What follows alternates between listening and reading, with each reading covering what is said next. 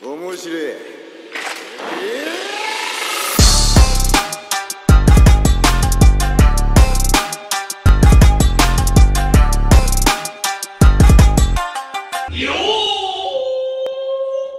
Moshimasu, Orewa Golden Tesoro, YouTuber Oni Orewa Naru Tokoda.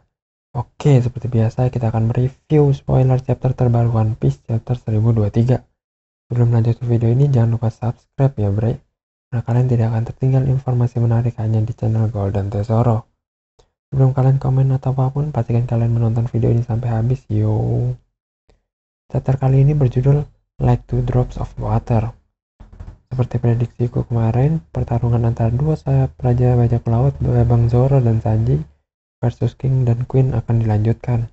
Di spoiler ini dikatakan King dan Queen terlihat tidak apa-apa. Masih gile-gile aja ternyata serangan Zoro dan Sanji. Buat Zoan Purba memang tidak usah diragukan kemampuan pertahanannya, atau yang biasa disebut durability-nya. Walau telah dikecewakan durability dari buah iblis para Tobiropo. Ups, keceplosan. Kemudian Marco mengingat kata Shirohige bahwa ada negeri para dewa di Red Line. Kemudian disajikan kelanjutan dari pertarungan Zoro Sanji versus King dan Queen. Sanji pun menggunakan Red Suit Dharmanya, yaitu teknologi yang paling tidak ia sukai. Bukannya bersyukur dapat kemampuan menghilang, kan bisa untuk mengintip. Maksudnya menolong nakama. Sanji memberitahu Zoro bahwa tubuhnya merasa aneh setelah menggunakan Red Suit untuk kedua kalinya. Terjawab sudah kalau Franky dan Usopp belum memodifikasi Red Suit milik Sanji. Queen mengejek Sanji karena menjadi cyborg Germa. Sudah kayak bocil aja, ejek-ejekan.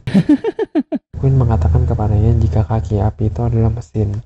Sanji membalasnya dengan nada marah bahwa saya ini 100% manusia. Manusia sih manusia aja, tapi kemasumannya jangan 100% juga dong. Queen bertanya, apakah manusia normal dapat membuat api?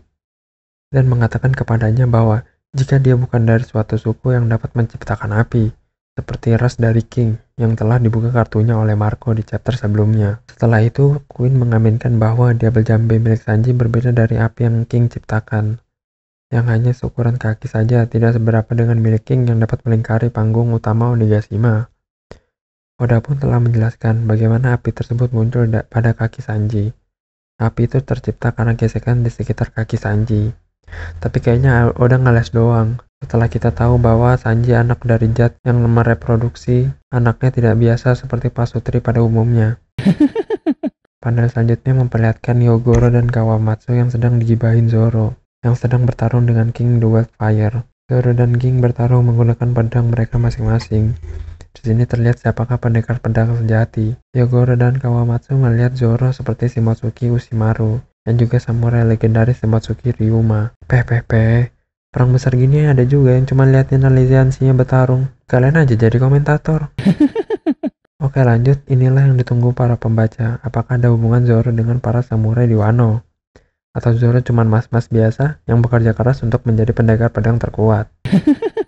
Akhirnya yang ditunggu-tunggu pertarungan Jack dan Inuarashi pun juga ditampilkan lagi di chapter ini, yang terakhir kali diperlihatkan pada chapter 1017.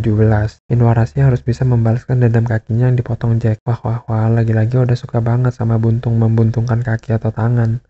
Waduh, gelap sekali. Dan Koceng Barbar pun tidak mau kalah. Di chapter ini juga diperlihatkan kelanjutan pertarungannya. Yang di chapter sebelumnya Peros si jagoan neon ditampar oleh Nekomamushi. Pasti di sini Peros mengelak kalau bukan dia yang membunuh Pedro. Dan juga dilanjutkan pertarungan ninja negeri Wano, Raizo versus Fukurokuju. Jangan-jangan mereka berdua sudah dalam mode Rigoro Senin. Kemudian epicnya di chapter ini dikatakan Momonosuke sudah menjadi dewasa akibat Jugojuku no Jutsu milik Shinobu. Dan Momonosuke sekarang berusia 28 tahun. Widih, seumuran nih sama Yamete. Apakah kisah percintaan Momono Mesum dan Yamete diperlihatkan seperti Oden dan Toki? Menang banyak nih bocil mesum dapat buah segar. Panel selanjutnya menampilkan Momonosuke yang menjadi naga besar di hadapan Luffy. Dan Luffy pun berkata, ayo Momo, kembali ke Onigashima. Wadaw bre, akhirnya Momonosuke tidak jadi beban lagi, tapi jadi kang ojek dia sekarang. Ketika menjadi besar, seharusnya Momonosuke memiliki tugas setidaknya mengantar Luffy. namun harus menahan pergerakan Pulau Onigashima yang mengarah ke ibu kota bunga. Momo seharusnya bisa membuat awan yang lebih besar dari yang dia buat di Panghazard, dengan cara yang sama dengan Kaido yang menggunakan awannya untuk menggerakkan pulau. Jadi penasaran kekuatan Momonosuke dewasa? Apakah buah iblisnya walau hanya KW super sebanding dengan Kaido? Wah, dengan ini si P0 pasti kaget jika mengetahui bahwa buah iblis yang dikatakan sudah lenyap berbarengan dengan lenyapnya Panghazard telah dimakan oleh aliansi musuh pemerintah dunia, khususnya Shogun selanjutnya negeri Wano, Kozuki Momonosuke. Oh my god! Wow! Wadaw, itulah bre review spoiler manga One Piece chapter 1023. Untuk chapter selanjutnya minggu depan tidak libur, sehingga chapter 1024 akan terbit minggu depan. Jika kalian menyukai video ini, klik like dan share ke teman-teman kalian. Dan jangan lupa untuk subscribe bagi yang belum. Oke, Golden Tesoro pamit undur diri.